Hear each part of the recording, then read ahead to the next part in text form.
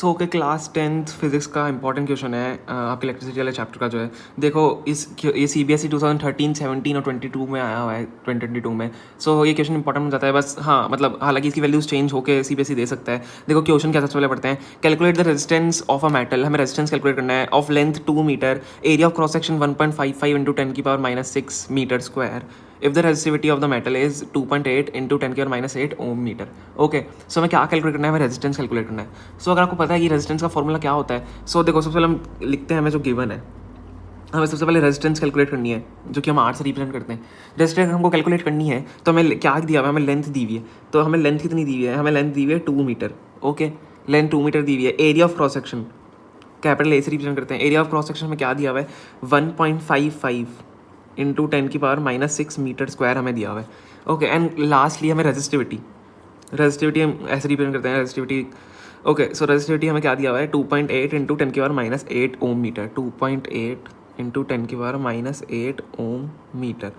ठीक है, सो हमें ये सब चीज़ें गिवन है, हमें क्या कैलकुलेट करना है, रेजिस्टेंस। तो आप एक बार कमेंट सेक्शन में भी वीडियो स्टॉप करो, रेजिस्टेंस का फॉर्मूला लिखो सबसे पहले। ठीक है, तो रेजिस्टेंस का फॉर्मूला अगर आपने लिखा है तो रेजिस्टेंस का फॉर्मूला को पता होगा कि रेजिस्टेंस इक्वल टू ρL/A होता है।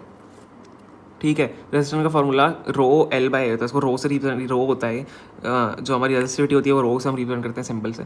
तो ρL/A होता है रेजिस्टिविटी। तो इसमें बस हमको क्या करना है, सिंपली वैल्यूज़ पुट करनी है। तो मैं वैल्यूज़ में पुट करूँगा तो R इज इक्वल टू, देखो हमें रेजिस्टेंस कैलकुलेट करना है, क्या है ρL/A, तो 2.8 इंटू 10⁻⁻8 इंटू L कितना है, हमें 2 दिया हुआ है, 2 अपॉन नीचे क्या होगा, area of cross section 1.55 into 10⁻⁻6। Okay, अब देखो जब इसको कैलकुलेट करोगे, जब इसको पूरा कैलकुलेट करोगे, पहले तो आप सबसे पहले स्टॉप करके वीडियो को कैलकुलेट करो।